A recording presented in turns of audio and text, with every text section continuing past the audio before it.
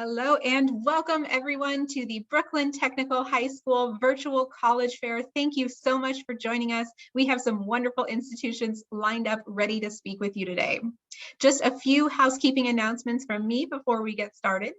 Your camera and microphone are off, so our panelists cannot see or hear you today. However, the Q&A function is on, so you can use that Q&A button on your screen to type your questions to our presenters at any time.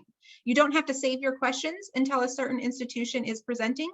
If you have questions for any and all of our universities and colleges here, go ahead and submit them at any time today. This is one of many different sessions happening. So we have another event taking place immediately after this session and then 2 more days full of events. So make sure that you sign up at the same location where you signed up for this one. And then this presentation is being recorded and will be available within about a week at strivescan.com/Brooklyn Tech. I'll put that link in the chat as well. But now for our main event, I'm going to turn it over to our presenters. And kicking it off today is the University of Chicago. Whenever you're ready. Okay. There we go. It took me just a minute to find my unmute button. Hello, everyone. Good evening. Welcome. My name is Sherry Vernon, and I am here from the University of Chicago. I'm happy to go ahead and share my screen with you. Let me see, I'll give you something a little more engaging to look at, and also let you see some beautiful photos of our campus as well. We are a mid-sized liberal arts college housed within a broader research university. And I bring up both of those things because they both have a pretty significant impact on the day-to-day lives for our students. When it comes to liberal arts, we're known for our core curriculum. So we do want you to be able to explore a wide variety of areas, just like you're used to doing throughout your high school years. And you're going to do that with our specialized curriculum that gives you 8 different areas to cross off. However, there is no one class that all you Chicago students take, and that's because you get to decide which classes to take to fulfill each of those 8 categories. And we do that to make sure that you still get to learn in a way that's engaging and exciting for you. All of these classes, as well as most of the other classes that you'll take as a student, are going to be very small and discussion-based. Think Socratic seminars, if you've done those as a part of your high school experience. So you're not going to be in the back of a lecture course. You are going to be seated at a table with 20, maybe 25 of your peers. You're not going to hear your professor's voice as much as you're going to hear ours as we talk to you about our different institutions. Instead, you all would be bringing your ideas to the table, coming up with new perspectives, new ideas, respectfully challenging others, working together to bridge all of these different gaps and create some new ideas. Now, I also mentioned that we are a research university. Over 80% of our undergraduates are pursuing research during their time at UChicago. And I like to throw that out there because it speaks to how important that idea of creating new knowledge and innovating and exploring is to our entire community. While this happens in the STEM fields, it happens in all of our departments and programs on campus.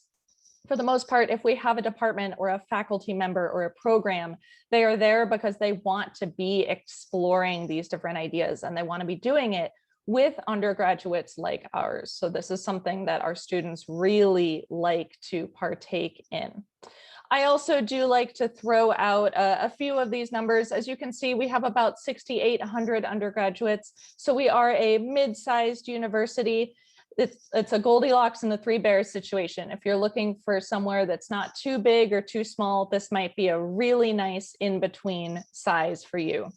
We are also an urban environment, an urban university, which takes us a little bit to our student life part of this very short presentation. So we are housed within the city of Chicago. However, we're in a very residential neighborhood. While we are in Chicago proper, we're in a neighborhood just south of downtown called Hyde Park. A colleague of mine always likes to encourage students to, instead of thinking Manhattan, instead of thinking walking around between the different skyscrapers, think more of a Brooklyn-like area. So you're going to have a lot of greenery. In fact, our campus is actually a certified botanic garden, so it is gorgeous no matter the time of year. And you're going to have that very close-knit neighborhood feel. Speaking of close-knit communities, we are very well known for our fairly unique housing system. We have about 7 or 8 residence halls, but they're broken into 39 groups that we call houses. A house is a group of students who share common resources. They live close to each other. So a house might be the bottom 2 floors of this building per se, or the top 4 floors of this one. They range in size from about 50 to 150 students. It just depends on the house. But they each have their own common areas. They each have their own table in the dining hall. They have their own events and traditions. And that's really what makes each house unique and special. If you were to talk to alumni of UChicago, whether they graduated this year or a decade or 2 ago, and ask where their longest lasting friendships came from and their most impactful memories, most of them would bring up their houses first. And I like to let that speak for itself because they really are a memorable and defining aspect of the UChicago experience. But we've talked a lot about how life might manifest as a UChicago student. So I want to briefly touch on some of our application process before I hand it over to my colleagues. We have a fairly, specific approach to learning, as we've talked about. We are all about really getting in there and discussing as a community. And we are all about that idea of coming up with new perspectives and ideas, thinking outside the box. And you see that in our application process in a few ways. The first being that we have a fairly flexible choose your own adventure style of application. You're welcome to submit any sort of supplemental materials. You're welcome to essentially choose the best way to highlight your strengths. Everyone's strengths and interests are different, and we wanted to create an application that gave you the flexibility to highlight them in the way that works best for you. Going along with that, we are test optional. We've been test optional for several years now, before the pandemic was a thought in anyone's mind. And that goes along with that idea of being able to put the pieces of this application together in a way that works best for you. Another way that you see that is through our pretty unique extended essay question that's a part of our supplement. You're going to be asked to give your thoughts on very quirky, outside the box prompts, such as, what's divisible by 0? What's so odd about odd numbers? Where's Waldo really? Those are just 3 examples out of tons and tons, dozens and dozens. You get to choose whichever one makes you the most excited and impassioned to write about. But that's where you get to bring your creativity to the table and your excitement to be in that type of close-knit, out-of-the-box learning environment that we've talked a little bit about today. As you can see on the screen, we have 4 different deadlines for you to apply if you wish. And before you go ahead and apply, if you are interested in joining any of our events, please feel free to go ahead and check out this link below. I can also put it in the chat. You are also welcome to take a screenshot of this slide right here on whatever device you're on. We update our virtual events regularly. So whether you're looking for an information session and you'd like to hear a longer and more detailed version of the information I've just given you, or whether you're looking for something like a student panel, study abroad panel, even an essay writing workshop that might be helpful for all of your college applications. We add those regularly and especially throughout the summer and fall. So please feel free to go ahead and join any of those. With that, I will hand it back to my lovely co-presenters. Thank you very much. Fantastic. What a great way to get us started, University of Chicago. Thank you so much. Okay, we are going to turn it over now to the Rochester Institute of Technology whenever you're ready.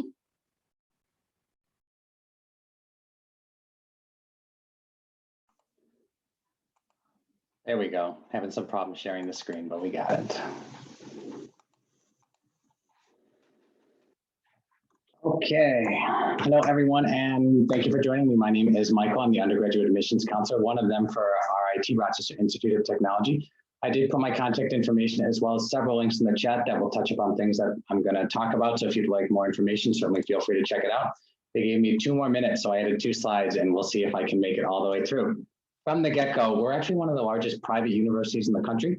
People are coming from all 50 states, all walks of life, more than 90 different countries. This large size and scopes means that we have outstanding opportunities to interact, collaborate, and engage with people who are literally coming from all over the globe, but are also studying any number of different things. Despite that, though, I want to stress that learning is going to be very small and personal. Student-faculty ratio is 13:1, average class size is 22 students. We're not one of those schools with enormous lecture halls where you get lost in the crowd. Your teacher is going to know your name just as well as you know theirs, because you're working alongside them in the same labs and facilities doing the same kinds of projects. You're really going to view them much more as colleagues. Certainly tech is probably the big draw, computing and engineering, but we have 9 different colleges. There's more than 90 different degree programs and 100 different minors. So as I said, amazing opportunities to do interdisciplinary collaborative work with people who are studying all sorts of different things, but also find new interests and even customize your own major, because you can literally study anything and you're not limited to taking coursework within your own particular kind of college.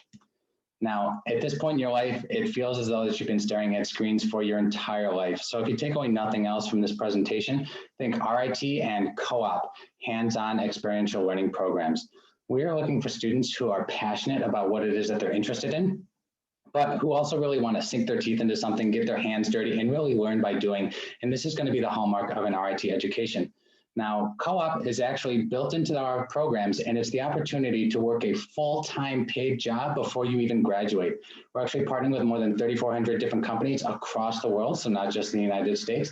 But the idea is when you graduate, not only do you have a diploma, but you also have a resume, real world experience, professional context. You have some money in your pocket. When you graduate, you are ready to hit the ground running. They don't have to train you in the lab before, because you'll literally have done it all before.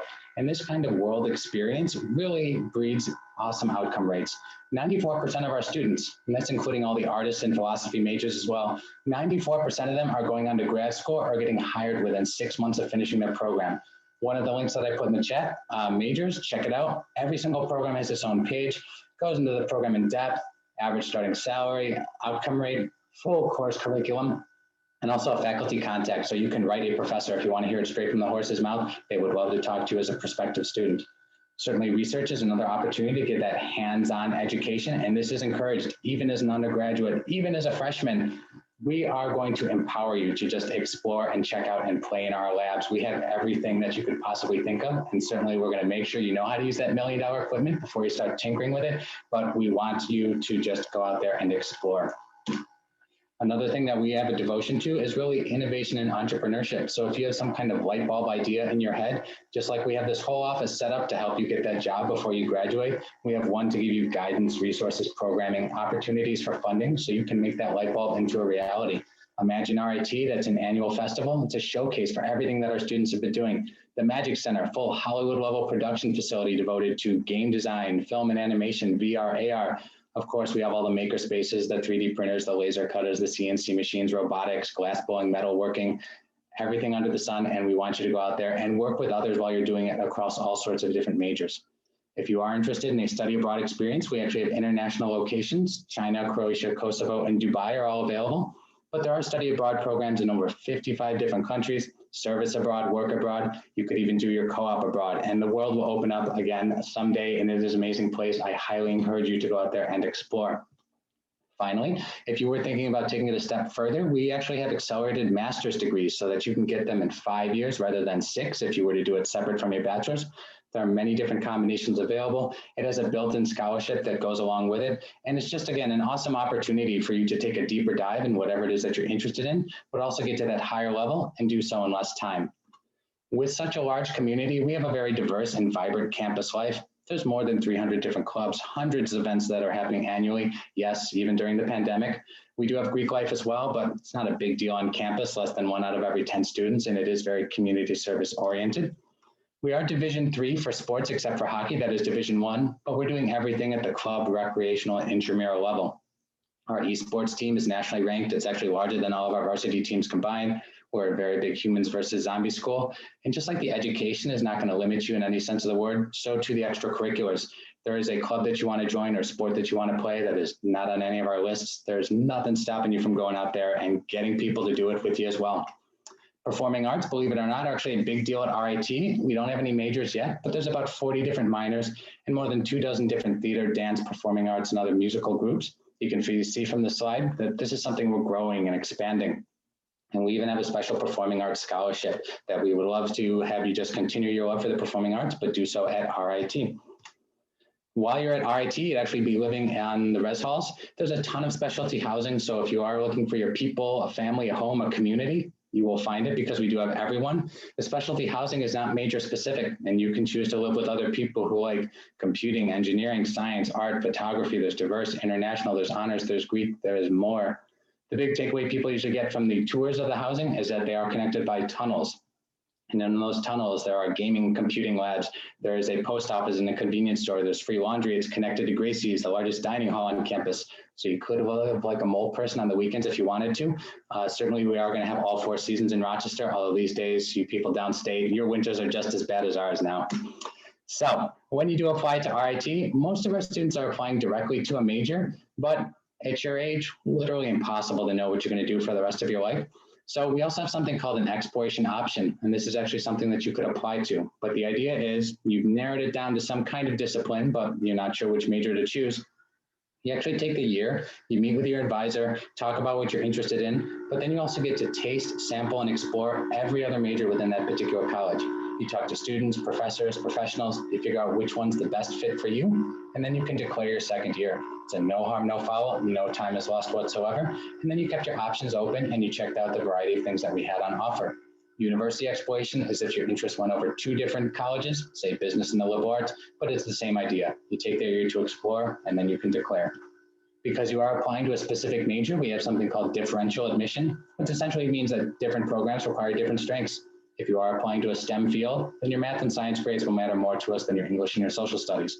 It's going to be the opposite if you're going for the liberal arts, business, or the arts. The numbers that you see on the side of the screen, that is middle 50% for the entire university. One of the links that I put in the chat, freshman requirements, you can see all 9 colleges, the programs within those colleges, how the prereqs will slightly change, and also how that middle 50% will slightly change. We are completely test optional. This is a permanent change. So if you want to submit one, that's great. If you don't, that's fine too.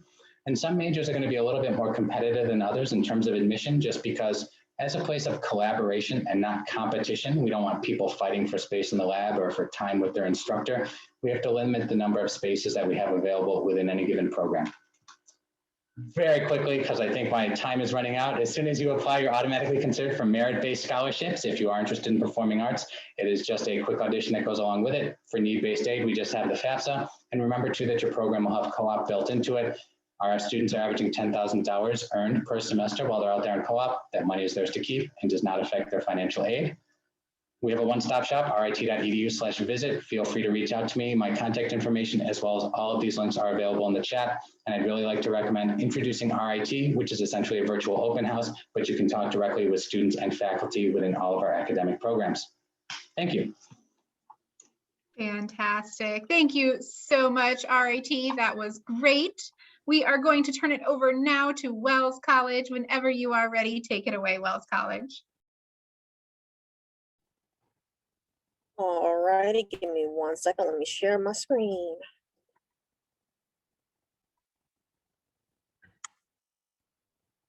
All right, so welcome everybody. My name is Giovanna. I'm one of the admissions counselors from Wells College, and I'm also an alum. I actually went there, class of 2014. I'm actually born and raised in Brooklyn, so I'm a Brooklynite. So let's talk a little bit about Wells. So where's Wells? Wells is upstate central New York in the Finger Lakes region. We're about an hour from Syracuse, about 35, 40 minutes from Ithaca, about 3 hours from Buffalo. That kind of gives you a sense of where we are. We are a rural campus, fresh air, vineyards, farms, no traffic, a lot of pros. Our campus is right on Cayuga Lake. If you can see a map of our campus right there, we have a lot of opportunities to do biology studies, environmental studies, because of where we are located. So, academics. So we are a liberal arts school. We have a array of majors and minors. We have pre-professional tracks. We have some dual degrees, accelerated programs, like 3 and 2 or 4 and 1, we have that pertaining to nursing, pharmaceutical sciences, MBA, education, and engineering. Let's see, our student to faculty ratio is 9-1. Wells has less than 500 students total. We are a small school. You will know your professors will know you. One of our unique programs is called the cross-registration program. So what that means is whatever class is not offered at Wells, you could go take at no additional cost at either Cornell University, Ithaca College, or Cayuga Community College. Like one of the examples I use is like, oh, Wells, we don't have a Korean language class, for example. But if you see that at one of those other institutions, go take that. Like that's one of the perks of being a Wells student. So what services does Wells offers? We have a Center for Academic and Career Advisance. They make sure you're on track to graduations. You're taking the classes you need for your major, your minor. You could double major at Wells. You could triple minor. They make sure, help you with your internships, job placement. There's plenty of opportunities to do research as an undergrad at Wells. There's an opportunity for study abroad. If you look at the statistics from our class of 2019, everyone did an internship. Like that's kind of mandatory. That's standard at Wells. At least 2. Some people have done more than 2. And out of that class year, 80% were employed full-time 6 months after graduation. Because we're small, less than 500 students, we have a great alumni network. We know our alums, they know us, they help us with internships, housing for internships, job placement. Like you really get to know like the Wells community, outside and beyond your years. And you're most likely going to do a senior thesis. So think of that as your final college career project, paper, performance, depending on your major. It's great opportunities to practice, if you're going to grad school, going to the real world. Wells really focuses on that hands-on experience. So student life. So we have a lot of clubs, organizations. We are not a Greek school, but we're really big on traditions. If you look in the corner there, one of our big traditions is, graduation day. That horse-drawn carriage will take seniors around campus. Like a lot of students look forward to, graduation day to have that tradition.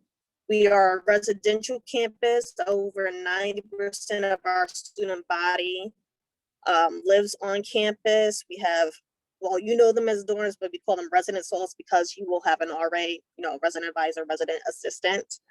We are a D3 school. We have about 15 sports, about 25% of our student body play sports, and some students even play more than one sport. And, if you see something in the campus community, like I know we have a gaming club and baking club, but if you see something that like, it would be really cool if we had, a water polo club, we can make that happen. It's so easy for you to start a club, organizations at Wells. Let's see. So to apply to Wells, it's completely free. There's no fee, cost to apply. We have our own application. We're on the Common App. We just need your transcript, letter of recommendation, and we call it a unique expression. Typically that's the college essay. It does not have to be an essay. We understand that everyone expresses themselves through written word the best. We want to know you as a person. We have a holistic admissions process.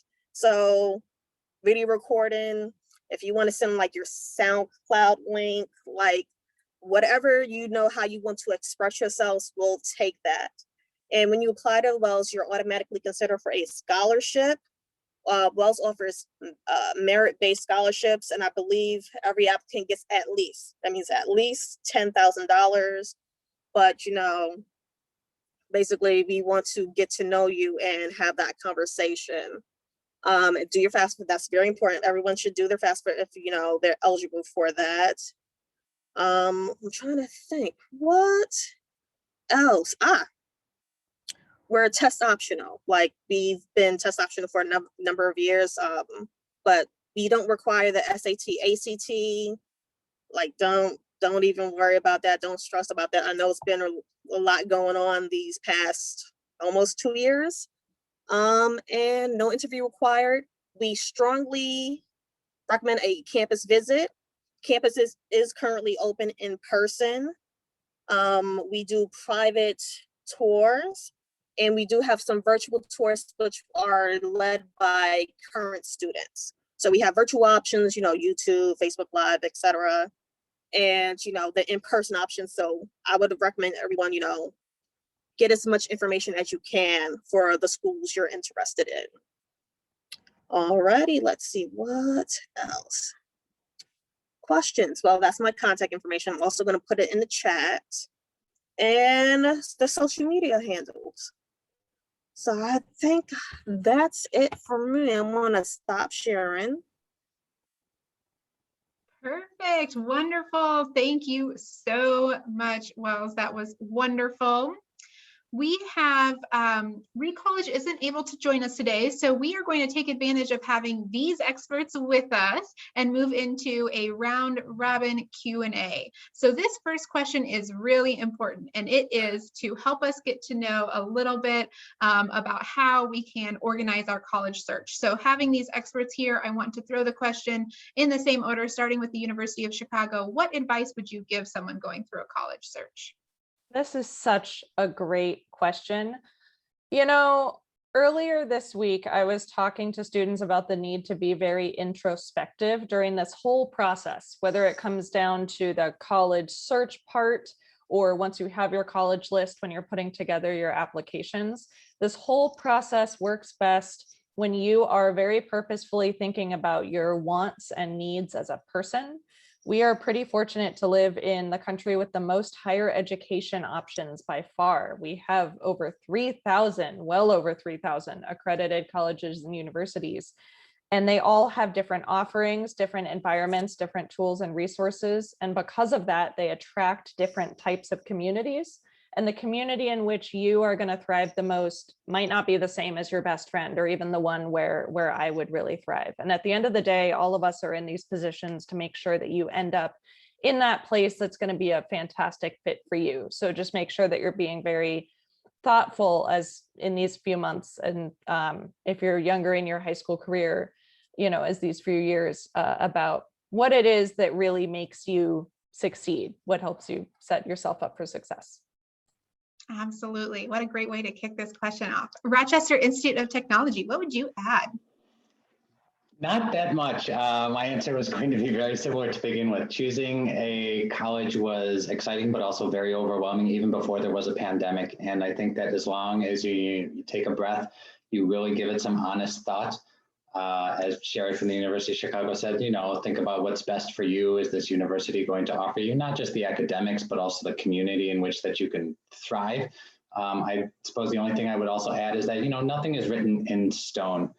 Many students your age have a sort of tunnel vision. They think this is how it's going to be. That's the only way it's going to be. And I'm just going to ride or die all the way through. And maybe you make mistakes. Maybe things have to change. Maybe you even end up transferring someday. You have no idea what life is going to bring. So don't feel as though it is ending when there are some stumbling blocks along the way. Absolutely. Great advice. Okay, Wells College, how would you like to end this question today? I would like to end this question with self-care. Like that is huge, especially right now. Like you all are under a lot of pressure from school, your college search, etc.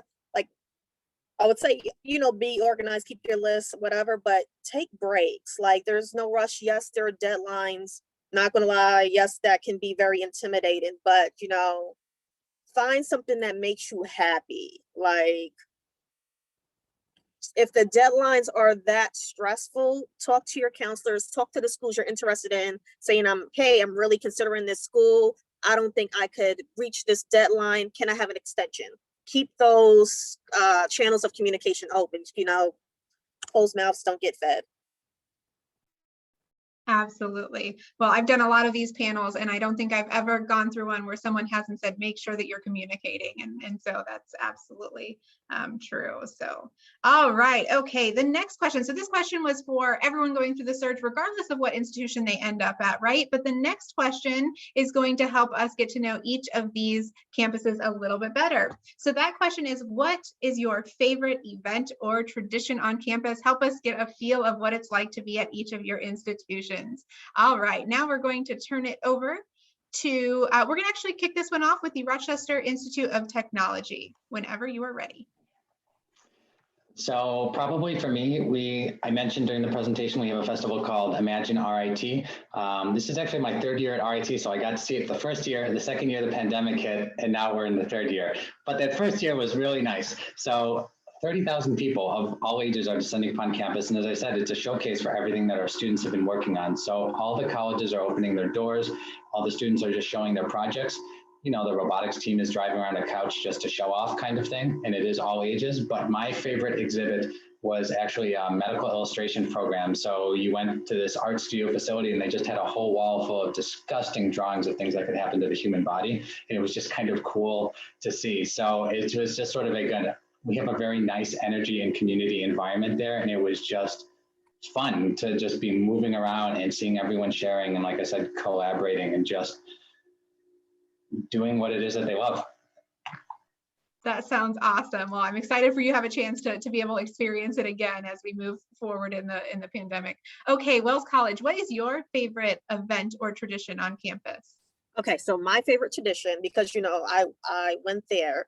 So I lived in main building, which is the residence hall with the bell tower. And every day before the last meal of the day, they would ring bells, beautiful songs, so beautiful. So after class, I'll always take a nap. That was my go-to, self-care.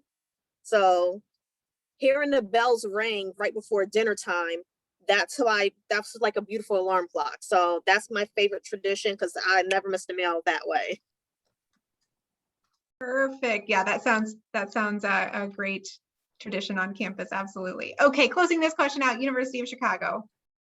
Thank you so much. Oh man, there are some really great traditions that we have. One of my favorite, I would have to say, has to be Milkshake Wednesdays. And I say this very selfishly because I am a sugar fiend. Every Wednesday, one of my favorite dining places on campus, which is Hutchinson Commons, offers a station that gives away milkshakes with toppings of your choice, vanilla or chocolate, whipped cream or not. There's some really fun combinations that you can make for just $1. So it's a very sweet treat for you getting exactly halfway through your week. A lot of my favorite traditions and events have food involved as well. So that sounds awesome, University of Chicago. Okay, we have one final question to help us get to know a little bit more about each of your campuses. This is actually my favorite question, if I can pull it up here, and that is, give an interesting or fun fact about your campus. So we're going to kick this one off with Wells College. All right, so fun fact. Wells was actually founded by Henry Wells, who did, Wells Fargo and American Express. So that is the founder of our college. Back when it was an all-women's seminary.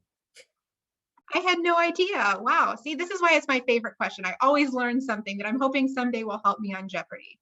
All right, let's see. University of Chicago, what is your favorite, an interesting or fun fact about your campus? It's hard to choose one. My favorite one, in all honesty, because I learned it somewhat recently, has to do with football. So some folks may know that we are the only school to be undefeated against Notre Dame in football. It may have been a few years since we've played them, but hey, we still hang on to that title. But what a fewer number of people know, I just flipped those words, is that we are the reason why football jerseys have numbers on the back. We are the school that instituted that, and that makes it far easier for me to keep track of who's who on the field. I don't know about y'all, but I'm very glad that we instituted that policy. Yes, absolutely. Both very interesting facts. Thank you. Okay, Rochester Institute of Technology, your interesting or fun fact? We actually started as the Rochester Athenaeum and Mechanical Institute, but then we merged with another school, and early in the 1900s, we became Rochester Institute of Technology, and our new mascot was the tiger. So we actually had a tiger on campus until the 1970s.